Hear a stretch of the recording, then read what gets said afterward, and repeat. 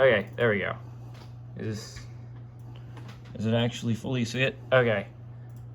I'll just begin the video off then. Hello, this is Greenphantom-093, and if it's in shot, if it's in the entire shot here, if I move this so it's probably better in shot so I can see it, I guess, you'll see that this is a steam engine. If you're wondering why there's an MK.1 on it, that's because that's Mark 1 of me trying to shrink down the steam engine to be able to be used in a smaller space at a much earlier part of the game, closer to the beginning of the game. So this is the first version I made.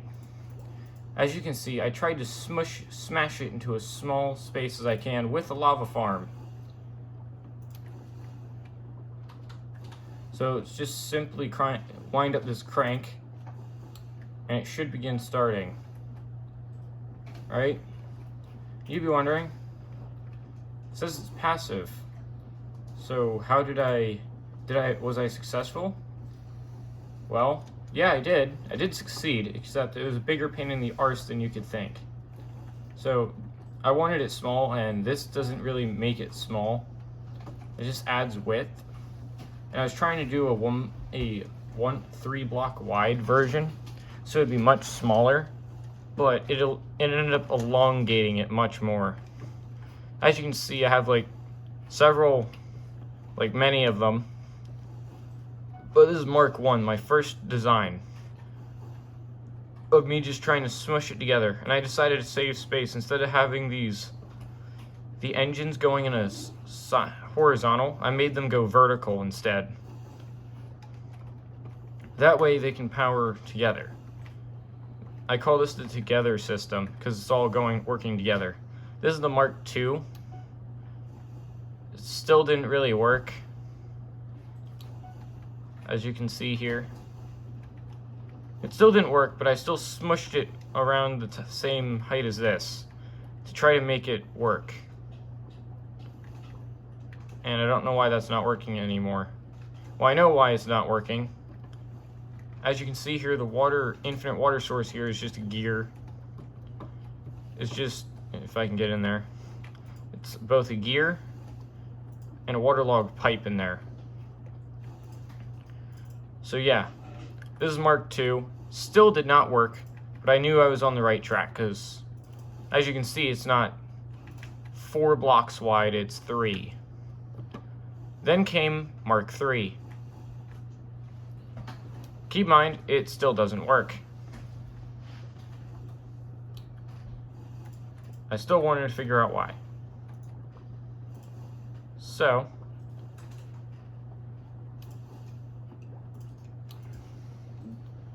that still didn't work right. That is not moving fast enough, and that filters on those are not right. So it doesn't work still. But lava catch system still in there. Still has everything. Yet something I want to point out is this is flat. There's a lot of space here. So that's it for the Mark III. Then came Mark IV. How are you? It's still level 1, but this is in the right track because it started working.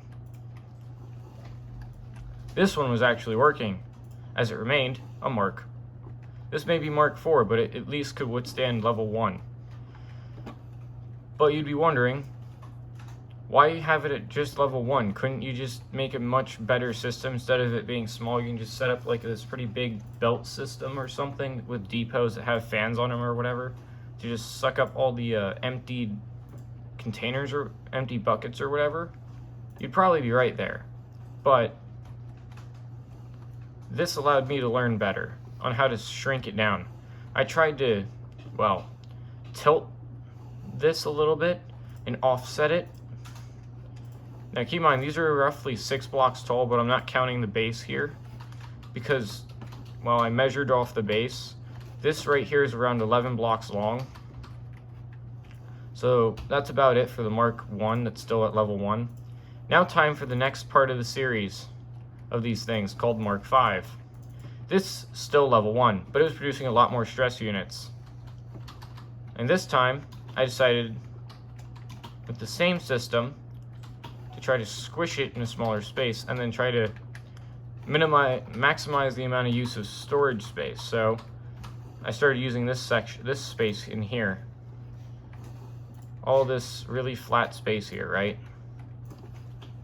This made it much smaller. Well, not much smaller because it's still like roughly like 11 blocks long, but still. I was on the right track. Water intake, lava goes up, goes in there. You can probably guess it works. And then large gear here, smaller gears to gear it up. Now,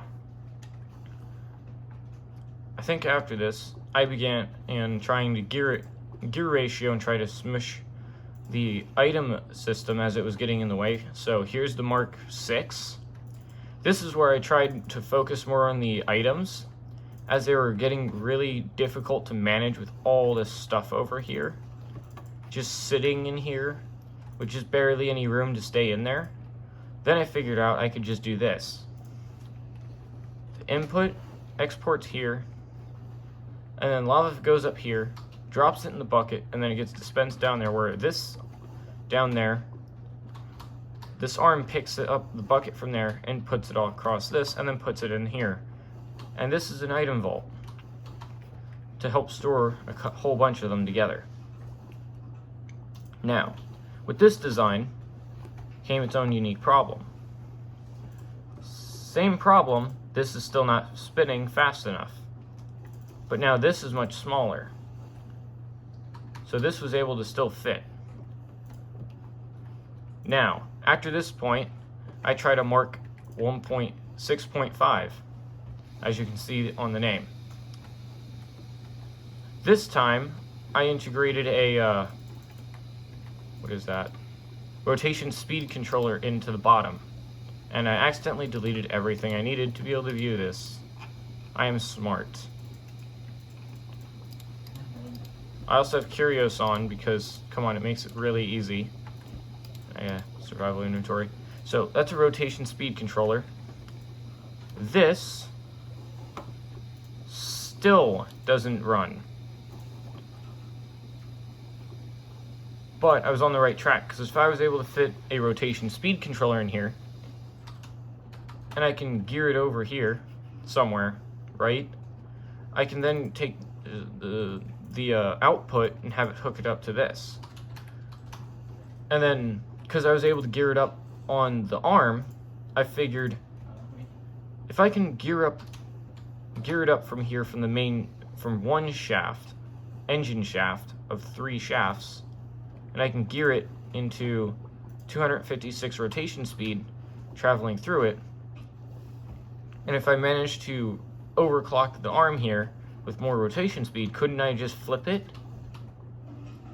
around to the other mechanical pump and maybe speed that up? Hence Mark 7.5 instead of 6.5. 7.5, because this was Mark 7, was keyword. Now, as you notice if it displayed it, you'll see the L times W times H, or length times width times height, or 10 blocks long, 3 blocks wide, and 5 blocks tall. Subtracting all the stuff sitting under it. This sounds like pretty cool. Much better improvement, because now it's 1 block short. But only thing I shortened was this. Was the lava catch. I just showed this dude who just joined all the Easter eggs of my map. But I knew I was on the right track because I managed to flip the arm, mechanical arm, alongside this pump, and then hook up 2 sections of the engines instead together to then power this section. Doesn't sound like a good idea, but that means I can take only these 3, gear it up, and then have it go through here, managing to create an infinite water source here with the basin down there, or a depot. The depot and a slab waterlogged together in this orientation allowed me to place, well, infinite water source here and then have it immediately pump it right in. You'd be wondering, you'd be saying, oh yeah, that's a pretty good solve for that, right? But this only can get up to level 6. It doesn't get any higher because it doesn't, well, it could, keyword could, but there's all this space here that could be still used. And then I also hooked it up to a machine part up here to also allow me to view how much it's using. Currently, because I just restarted it, it is currently using 1% of its full power.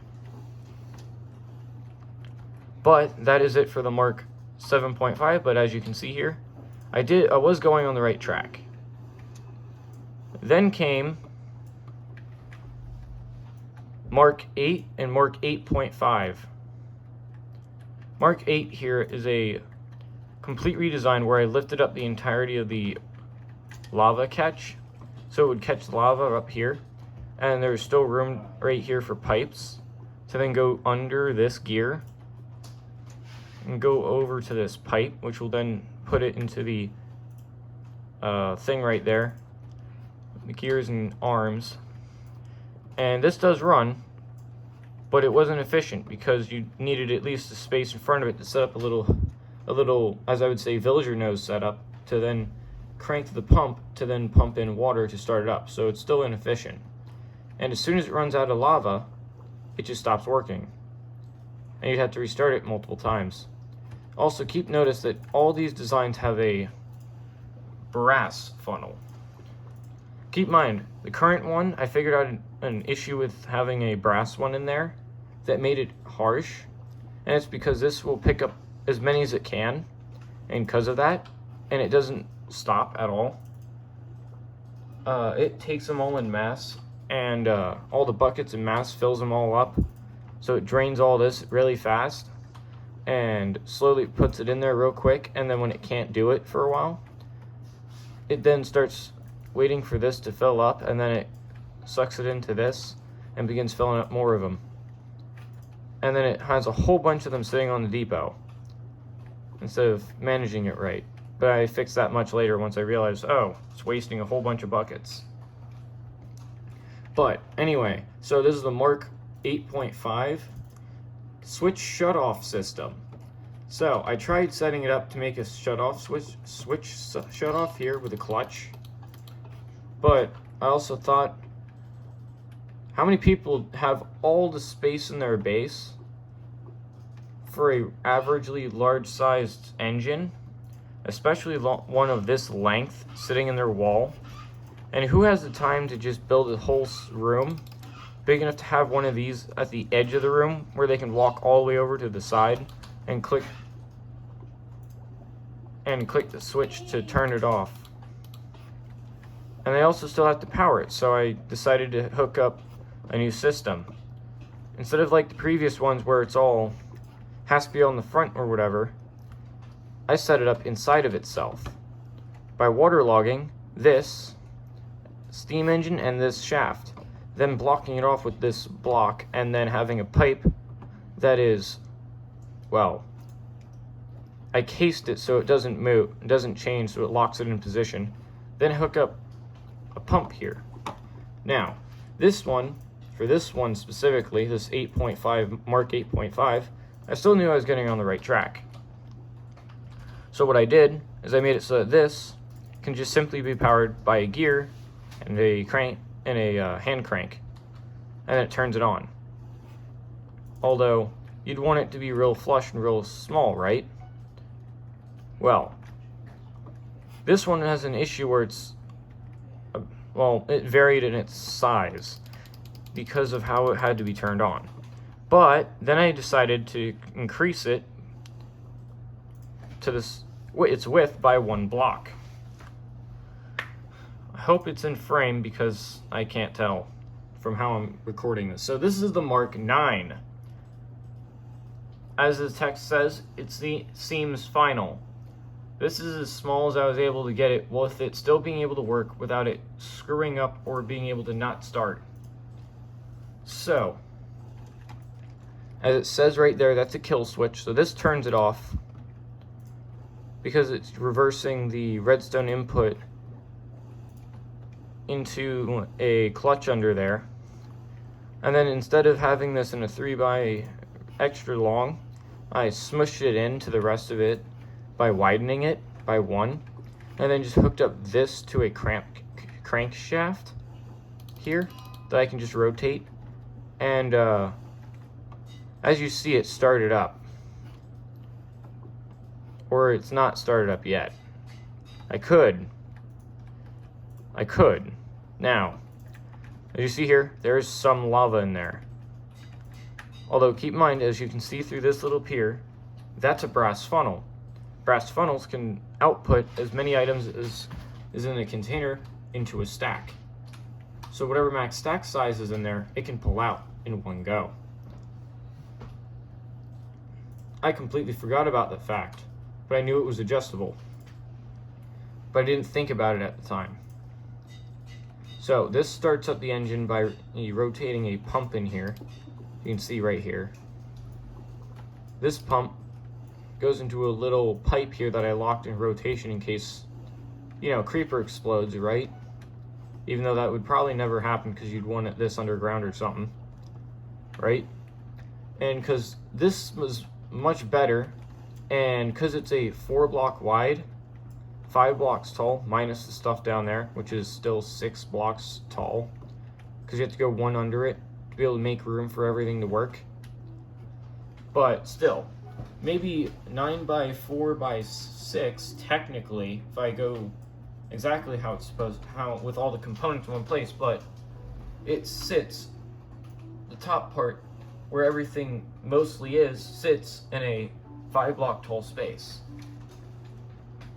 Provided, why would you want to be able to see all the underside of it if all it is just water, a clutch, a couple gears, and then a gear ratio? It's like kind of boring to look at because all the main complex stuff is up here. You'd want to look up here more because it's all the complex stuff together, all in one place. This starts it.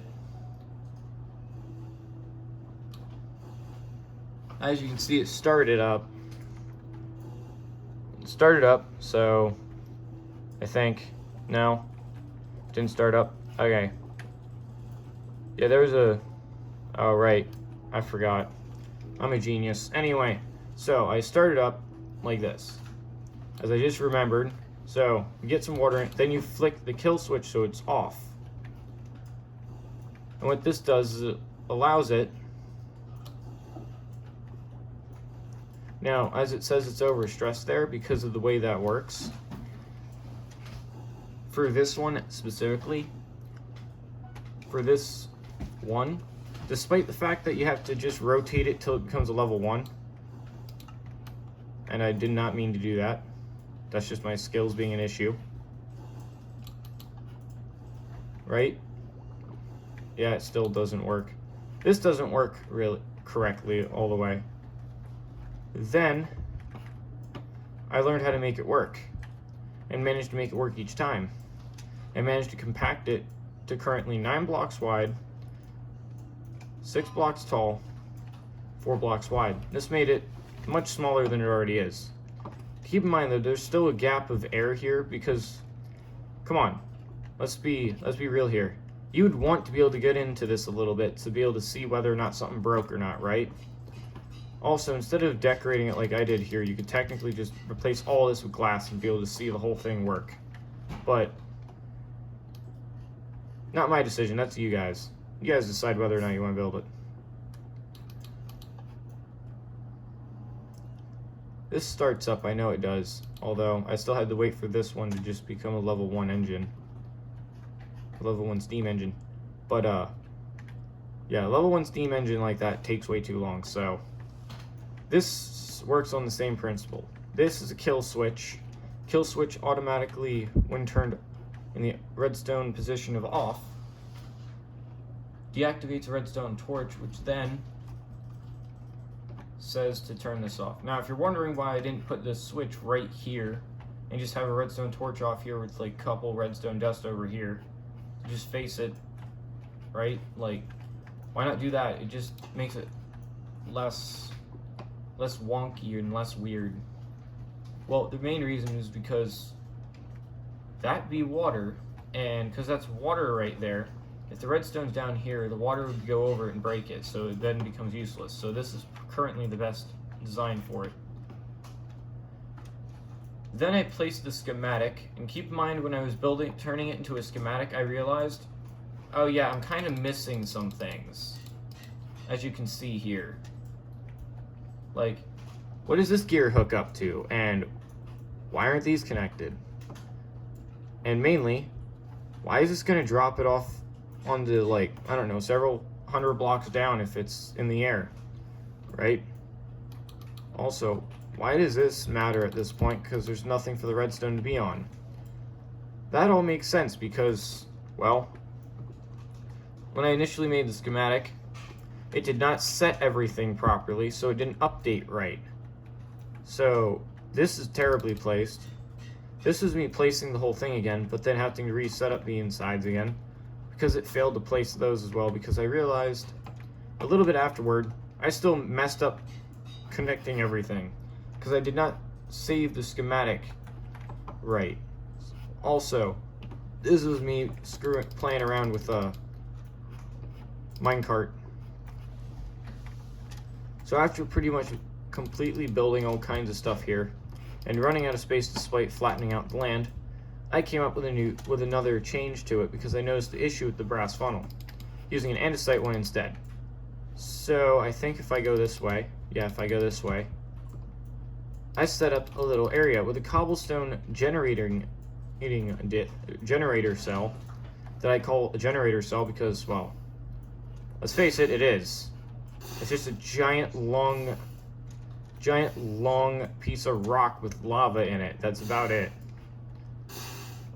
This runs at 256 speed to use a fan over here, because there's a single fan here pulling everything over. I'll say it's really fast.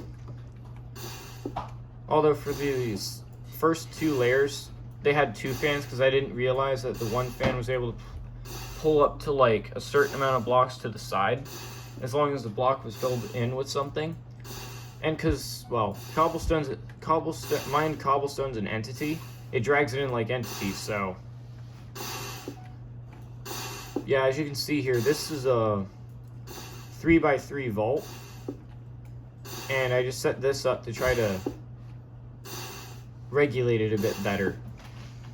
This is 46% of it being filled, and I made this as a, well, mini failsafe because at the time it was not enough stuff being able to go in at once. And I was initially using, it was a little bit of my fault for using hoppers instead of chutes, because chutes work better. But anyway, these are the level 9 steam engines that are running. They're taking 4 blocks, 6 blocks tall, 9 blocks long. And if you're wondering how I got these to run and still not turn off, is because I changed out that brass funnel here to a andesite one, so it places only one empty bucket every time. So it's not overloading the system with buckets and then it just doesn't know what to do. And I can turn these off and on whenever I want. Also, I hooked this lever up because up here I decided to do this genius idea where it just hooks up all like this. I'm pretty sure someone else would have done this the same way. But right here, these all hook up to the same place in one singular straight line. And I initially thought that you could actually transfer redstone through the andesite casing when it's on a shaft, but apparently not. That doesn't work. Do not try that, that doesn't work. But as you can see here, I hooked this up to a lever right here and made it clip into like this I guess you could say semi walkway between the two. But I'm just gonna say, this clutch controls whether or not this is hooked up to the rest of this system here or not. And this one here controls whether or not both engines are hooked up to the system or not. But to keep in mind, I'd recommend turning off this one first, then this one, and then turn them off separately. As if you don't do that, it can really mess with the machinery. So this is level 9. You'd be thinking, that's actually pretty good for a steam engine. And I'll say, yes it is. Except I was using the same design as previous. And if you guys are going to get a good look, you guys get to have a really good look. You get to now see how I placed everything in here. As you can see, there's a depot, there's a stair, and right here is a slab getting water made in it while this pumps it out. As you can see here, there's a little but gear shift right here. As you know, gears are much easier to get than chain drives, so getting 2 chain drives is easier than getting like 7. Because it all requires iron, and at this point, at early game, it's going to be really hard to do. But, yes, I also know that getting one of these rotation speed controllers is also going to be very hard. Also, this copper casing thing here is also pipe. So it's the copper pipe going under the gear. And it's going under the gear. Going back to this, and this connects to the lava farm here. And this is everything here. And this is a redstone repeater. I gave it 4 ticks for a reason, because I noticed that whenever I use it on 4 ticks, it sits there, has a long enough delay to turn it off. Because, come on, I'm saying early game. I don't want... Because early game, you'd be trying to get brass as fast as you can and locate stuff. So, by this point, you'd have blaze burners and probably some amount of lava production in your main base. But as you can probably see throughout the rest of this area, that we can see through. And yes, this is the item vault. And it's not rendering... It's rendering weird because I'm in spectator. Also, I will show this off because I made one major change. Support sodium. This is I don't know how to read that, but Abidium, I guess that's how you say it. I ended up downloading this for a good reason because my graphics are still not set up right. So they're not like the best graphics you can get. They're like the substandard kind of thing right now. So that just keeps me from having a graphic overload or graphical explosion overload, which actually allowed me to make all those engines being able to run all the way over there. If you're also wondering about what happened to that water wheel, the chunk water wheel thing, I had to delete the world that was on because the graphics started bugging out real badly to the point where it was beginning to crash, but without crashing, and the graphics were completely screwing up because it was just too much apparently. Although with this extra mod to improve performance, it's like that just makes it so much easier. And technically, if I use this backpack, I have a backpacks mod for a reason. Real quick, sort that. Grab some of this. Now, I'm not using these because how would you get those early game in a large amount? But lever here, because this is the front. This right here is the front, so the rest can be just buried in dirt or the ground or something. And instead of having to have a walkway here,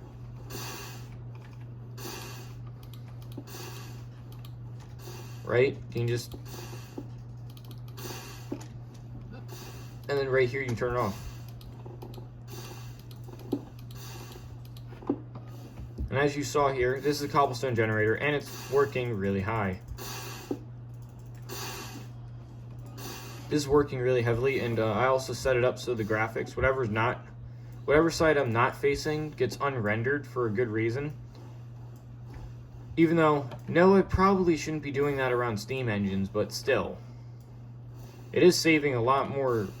It's keeping my graphics card from exploding So I call that a win, even though it's probably not going to work that great with Create.